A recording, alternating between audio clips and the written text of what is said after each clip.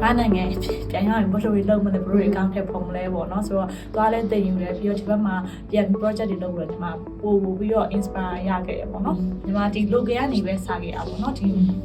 ကနေပဲစခဲ့ဒီမှာပဲ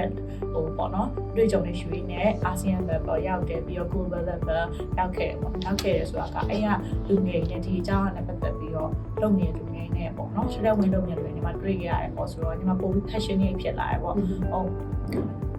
sustainability ကိုအတိတ်ဘာသာပြန်ရင်တော့စဉ်းစားမပြတ်ရေရှည်တည်တံ့ခိုင်နေဆိုပြီးတော့အဲ့လိုစာရပါတော့ဒီမှာဘာသာပြန်ကြရပေါ့နော်